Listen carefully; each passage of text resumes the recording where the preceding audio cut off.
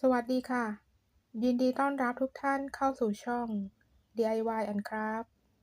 วันนี้เรามาทำเหรียญโปรยทาน ดอกกุหลาบลายเซ็นทัสเป็นดอกกุหลาบที่มีขนาดเล็กนะคะทำเป็นเหรียญโปรยทานได้ค่ะ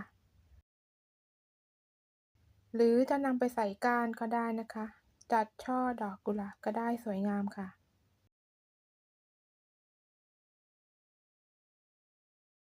อุปกรณ์มีดังนี้ค่ะ ริบบิ้นตาระฆังเบอร์ 2 สีเขียว 4 เส้น ยาว 28 เซนติเมตร สีชมพูเข้ม 4 เส้น ยาว 19 เซนติเมตร สีครีม 4 เส้น ยาว 27 เซนติเมตร สีชมพูเข้ม 4 เส้น ยาว 27 เซนติเมตร เหรียญ แหนบ และกรรไกร เรามาเริ่มทำริบบิ้นฐานสีกันก่อนนะคะ นำริบบิ้นสีเขียวพับลงมา 10 เซนติเมตร ให้ด้านสั้นอยู่ด้านบนนะคะ จับริบบิ้นเส้นที่ 1 เส้นที่ 2 คล้องเส้นที่ 1 เส้นที่ 3 คล้องเส้นที่ 2 เส้นที่ 4 สอดเข้าไปในเส้นที่ 1 แล้วคล้องเส้นที่ 3 แล้วดึงให้กระชับค่ะ ใครจะทำเป็นเหรียญโปรยทานก็นำเหรียญมาวางนะคะ ถ้าใครจะนำไปใส่ก้านก็ไม่ต้องใส่เหรียญนะคะ แล้วพับริบบิ้นตามเข็มนาฬิกาค่ะ เส้นสุดท้ายสอดล็อกริบบิ้น เสร็จแล้วพลิกกลับด้านค่ะ สอดริบบิ้นเส้นที่อยู่ทางขวานะคะ โดยเราจะสอดลงมาทั้ง 4 เส้นค่ะ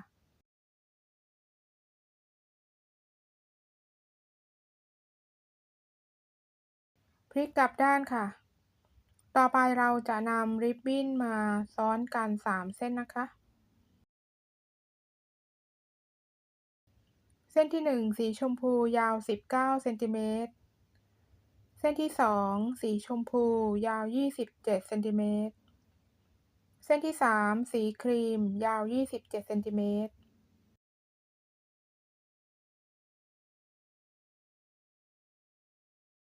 แล้วสอดเข้าไปประมาณ 3 เซนติเมตรนะคะ แล้วพับไว้ค่ะ ทำให้ครบทั้งหมด 4 ชุดค่ะ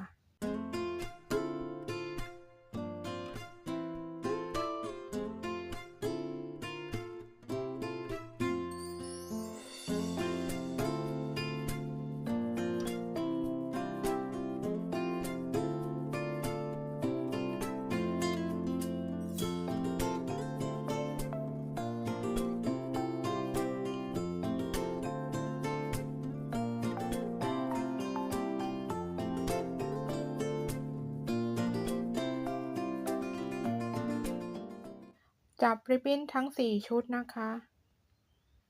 วางทับกันแบบนี้ค่ะ แล้วหมุนริบบิ้น1 รอบนะคะ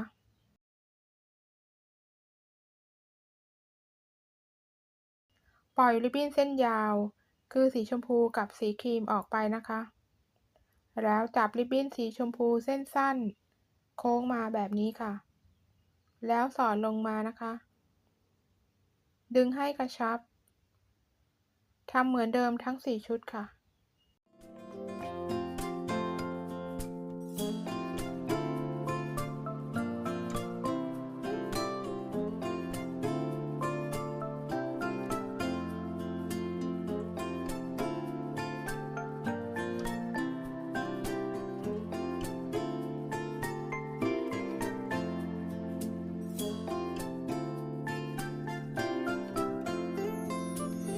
แล้วดึงให้กระชับอีกครั้งค่ะ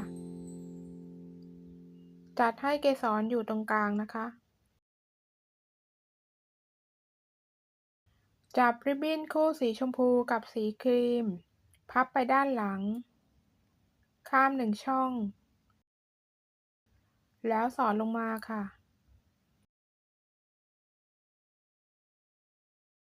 ใช้แหนบช่วยดึงนะคะ ดึงให้กระชับค่ะ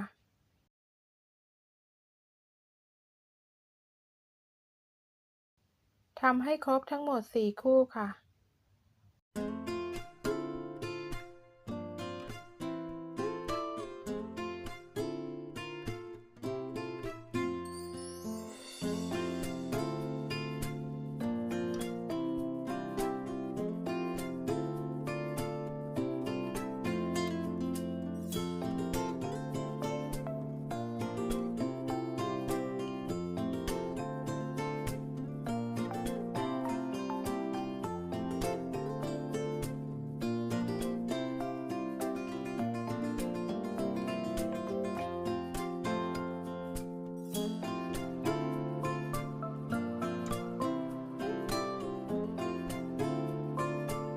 แล้วจัดกลีบดอกให้เท่ากัน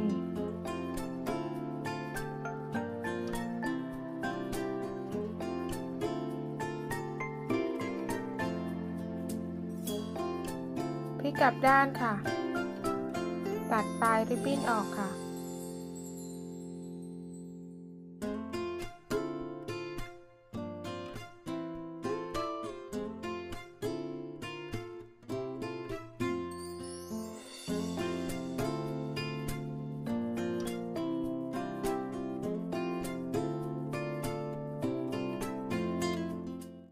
จับริบบิ้นสีชมพู1เส้นนะคะพับมาด้านหน้าไปทางซ้าย2ครั้งค่ะแล้วสอดในช่องทางซ้ายนะคะใช้แหนบช่วยดึงค่ะ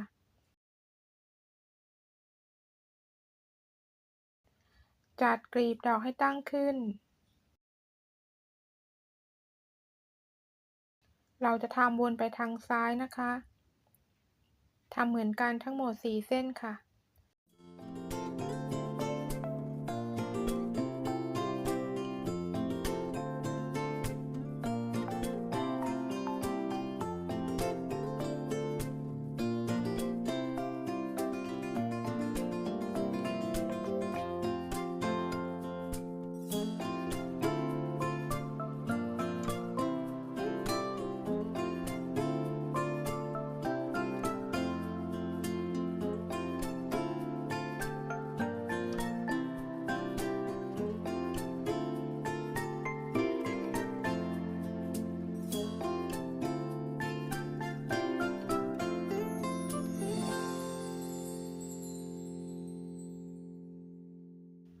แล้วจัดกลีบดอกให้เท่ากันนะคะ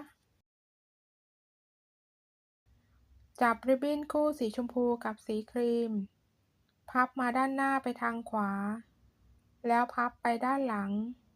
ข้าม1ช่องค่ะแล้วสอดใต้กลีบสีชมพูนี้นะคะใช้แหนบช่วยดึงค่ะ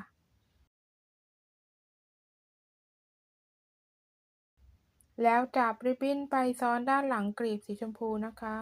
ดึงให้กระชับทำเหมือนกันทั้งหมด4เส้นค่ะเราจะทำวนไปทางขวานะคะเนื่องจากว่าริบบิ้นเราซ้อนกันหลายเส้นนะคะ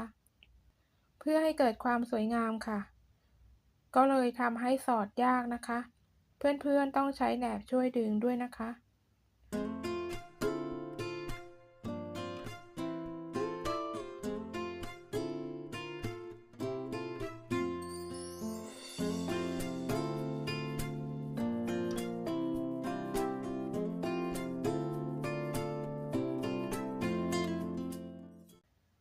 สำหรับคู่ที่4นะคะ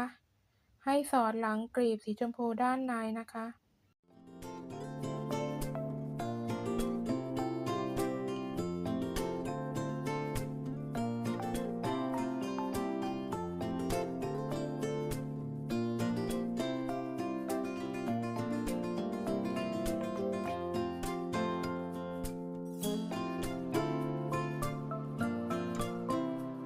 แล้วดึงให้กระชับจัดกลีบดอกให้เท่ากันค่ะ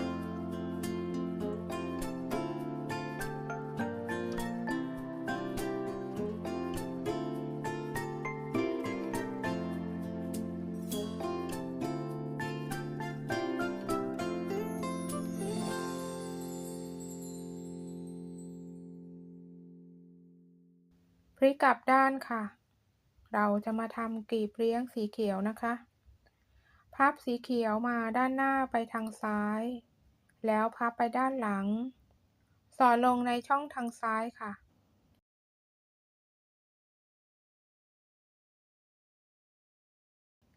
แล้วดึงให้กระชับทำให้ครบทั้งหมด4เส้นค่ะเราจะทำวนไปทางซ้ายนะคะ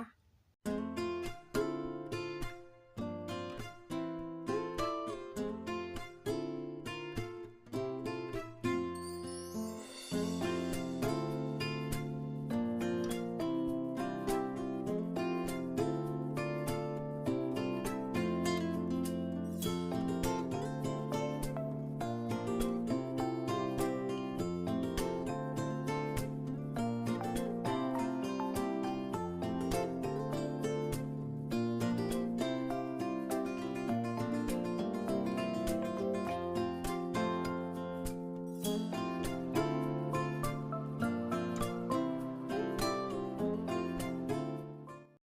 จับริบบิ้นสีเขียวพับมาด้านหน้าไปทางขวา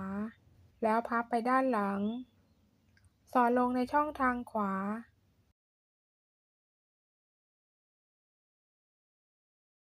แล้วดึงให้กระชับทำให้ครบทั้งหมด4เส้นค่ะ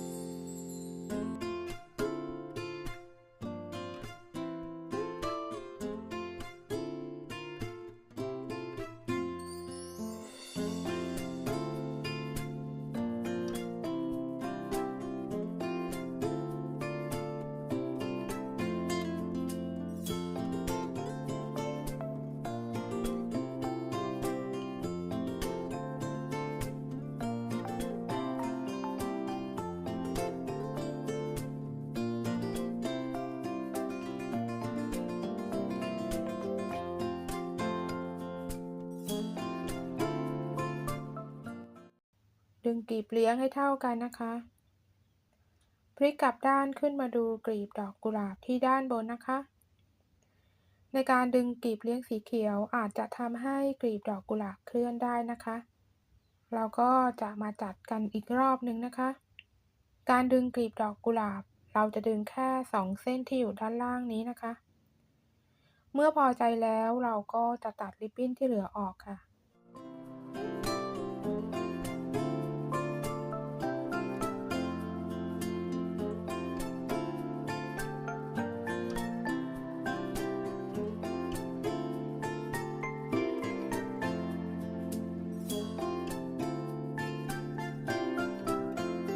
เมื่อเราทำเสร็จแล้วนะคะเราก็จะบีบมุมกลีบเลี้ยงสีเขียวทั้ง8มุมนะคะบีบแบบนี้นะคะ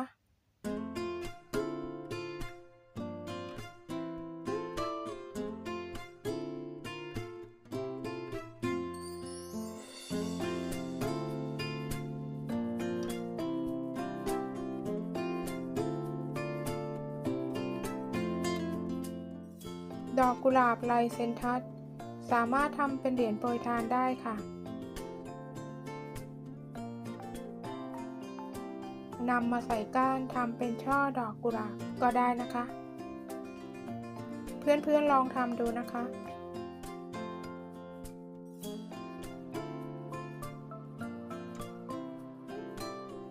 ถ้าเพื่อนๆชอบคลิปนี้ก็อย่าลืมกดติดตามกดกระดิ่งกดไลค์กดแชร์เพื่อจะได้ไม่พลาดในคลิปต่อไปนะคะขอบคุณทุกท่านที่เข้ามารับชมแล้วพบกันใหม่ในคลิปหน้าสำหรับวันนี้สวัสดีค่ะ